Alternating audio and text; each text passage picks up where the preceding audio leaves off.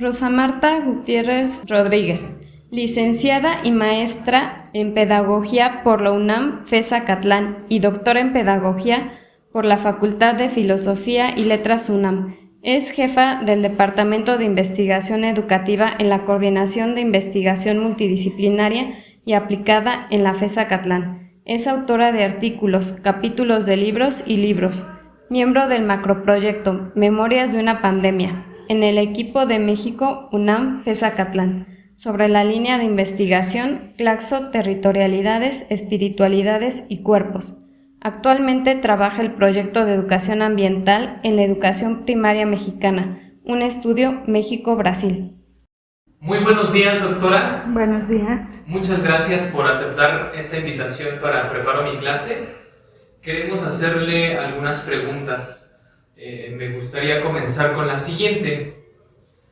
Cuando pensamos en una clase dinámica, asumimos que es una sesión en la que hay preguntas y respuestas, participación de los alumnos y un ambiente de cordialidad. Pero en escenarios muy específicos, la palabra dinámica sugiere ir mucho más lejos. En este sentido, ¿qué valor pueden tener tanto la implementación de ejercicios que involucren la vivencia del cuerpo, como la experimentación y exploración del entorno inmediato en el que se desarrolla la clase? Bueno, yo cuando me dices una clase dinámica implica que hay preguntas y respuestas. Yo pensaría que no necesariamente, primero. Puede haber cuestionamientos, puede haber discusiones, pero una clase dinámica tendría que caracterizarse por la posibilidad dialógica que da. Por un lado. Por otro lado, la experiencia corporal es distinta, el sentido de la corporalidad en el aula es distinto porque tradicionalmente se piensa que en las aulas se ejerce solo las facultades cognitivas. Sin embargo, están ahí una serie de facultades corporales que nos hacen ser y estar con nosotros y con el mismo contenido, ¿no? Yo misma ahora muevo las manos, es un sentido de vitalidad. Una clase dinámica es una clase en la que estamos vivos, es una clase en la que hay esta vitalidad que no necesariamente tiene que limitarse a un juego de ping-pong entre preguntas y respuestas, ¿no? O entre discursos y escritura, sino que más bien es un ejercicio mismo de la vitalidad. De acuerdo. Y otra pregunta en torno a esta vitalidad, pero principalmente pensando en estas dinámicas o actividades, ¿cómo podríamos introducirlas sin forzar su presencia y atendiendo al currículo, pero sin someternos a él? ¿Cómo podríamos aplicar las actividades en el aula, a cualquiera que estén planeadas? Este tipo de actividades en las que implicamos esta vitalidad. Este ser vivo en el aula, ok. No es tan complejo, yo creo que nos remite no solo al pensar sobre los contenidos, sino el percibir cómo se siente el otro en torno a estos contenidos, en torno al acto físico de estar, ¿no? Acabamos de tener una experiencia prolongada, difícil y en muchos casos muy estéril, que fue todo el confinamiento por la pandemia, y muchos estudiantes ya querían estar en las aulas para compartir este sentido de vida, este estado anímico, esta condición que los hace ser quienes son y no otras personas. Yo creo que el currículo mismo tiene que ser pensado y sentido desde la propia noción de esta otredad, la propiedad y el sentido de vida que nos da el poder acceder a diferentes tipos de conocimientos, ¿no? Por otro lado, el sometimiento al currículo es un fenómeno institucional eminentemente en el que la educación formal se trabaja de esta manera y si es nuestro deseo podemos someternos al currículo, pero si no lo es también porque las instituciones se rigen por el quehacer curricular, por la evaluación curricular y por el logro curricular. Entonces, sí el discurso docente y el proceso formativo está supeditado a lo que dicta el currículo.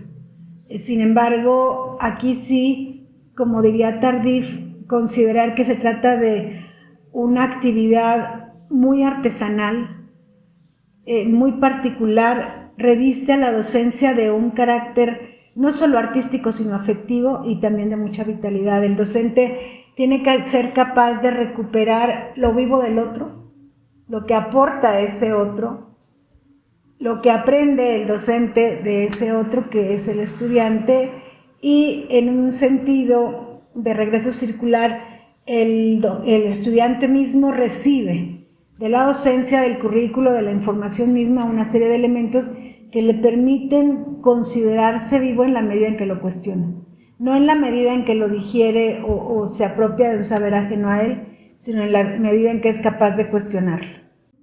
Profesora, aprovechando que estamos platicando un poco del currículo, yo quería preguntarle algo a la luz de Anthony Zavala, ¿no? Es una lectura que se tiene muy presente.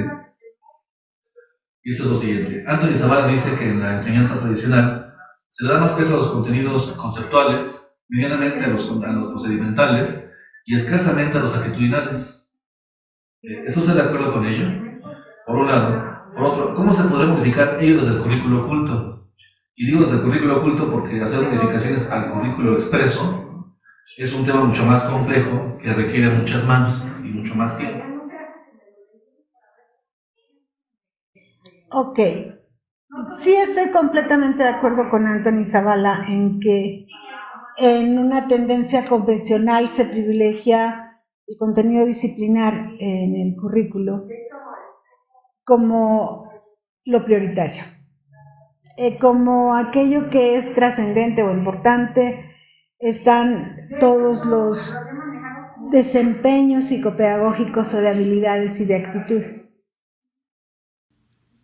Y finalmente, lo actitudinal es lo que se deja al final, cuando es de donde partimos para construir un proceso de formación, si es que entendemos que el fin último de la educación, según Julio César Arboleda, según Tuirán, el propio Tardif, y yo misma estoy convencida de ello, el fin último de la educación es la formación de los sujetos.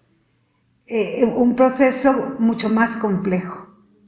Ahora, hablar del currículo oculto significa, en primer lugar, hablar de una propiedad del currículo, no es que se trate de una modalidad distinta del currículo. El currículo oculto está permanentemente incluido en un currículo expreso, en un currículo oficial, en un currículo real, en un currículo vivido, en un currículo logrado, y subsumido en ellos está el currículo oculto. Es decir, no somos capaces de trabajar en el currículo oculto porque el currículo oculto está más referido a toda la representación simbólica que tiene el propio currículo frente al análisis pedagógico que él se hace, frente al poder ideológico que tiene el currículo, frente a la manifestación de poder y de autoridad, que es lo que representa. Digamos que el currículo oculto es una abstracción de las propiedades del currículo.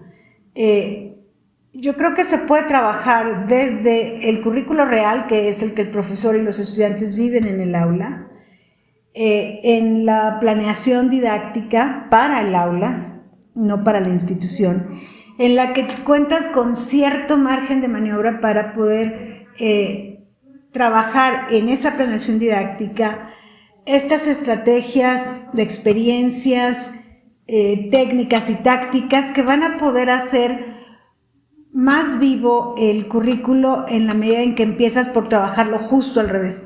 Primero por las actitudes, es decir, el proceso de formación significa potencializar las posibilidades del estudiante, no solo en términos de conocimiento, sino también en términos de interacción humana.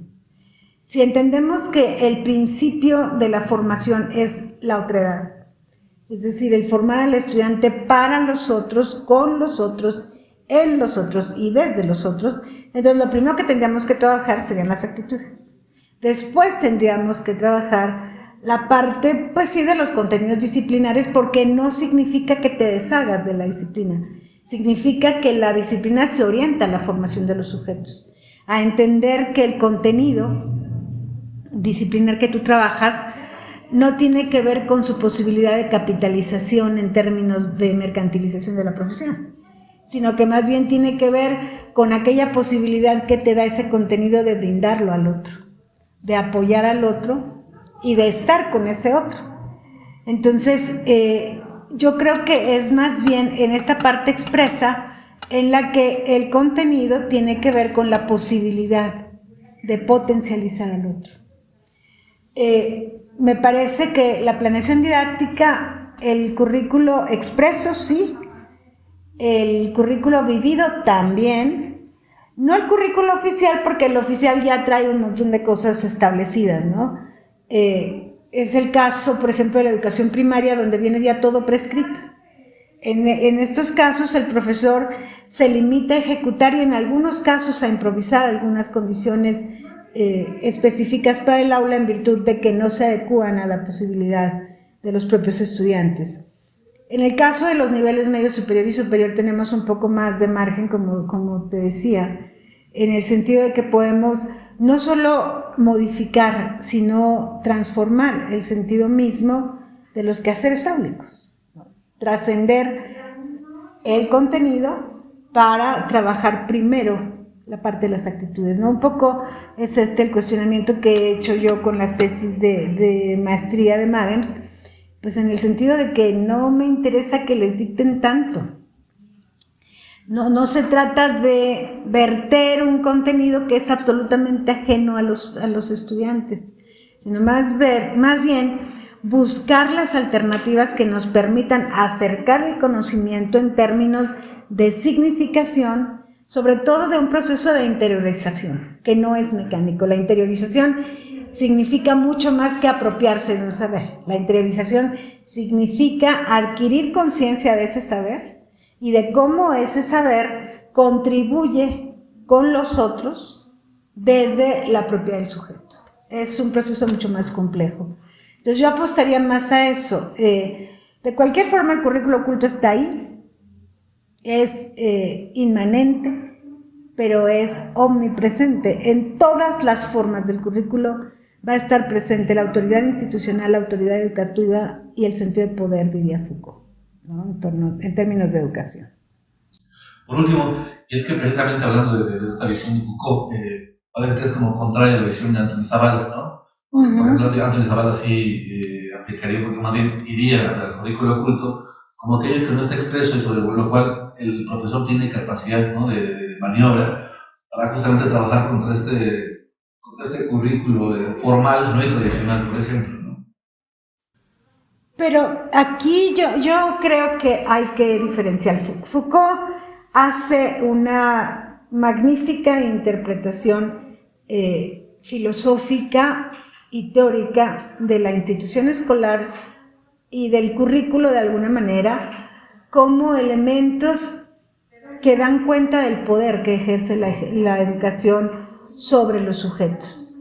Es una disquisición más abstracta y más simbólica de la educación, mientras que Antoni Zavala se remite a elementos muy concretos de un proceso didáctico en el que se busca el intercambio, no precisamente de información. Por eso a mí me parece muy acertado el punto de vista de Zavala, porque no habla de información. O sea, Zavala plantea la necesidad primero de desencadenar una serie de actitudes que posibiliten un intercambio de comunicación, no de información.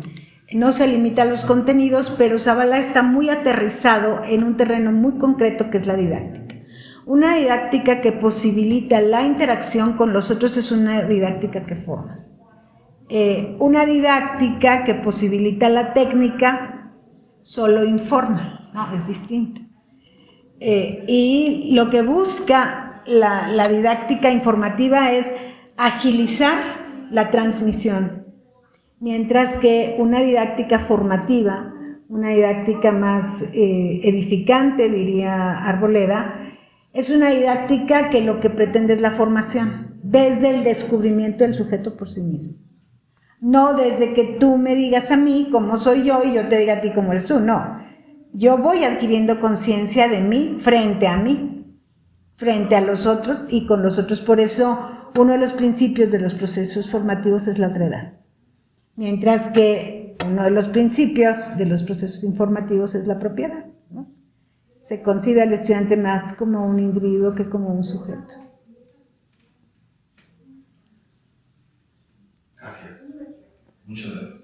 Pues gracias a ustedes por invitarme a participar en esta conversación, que creo que de alguna manera nos permite a los profesores dar nuestros puntos de vista acerca de un proceso y un fenómeno tan importante como la educación. Sin duda, muchas gracias por su tiempo y pues es todo. Gracias a ustedes. Hasta pronto.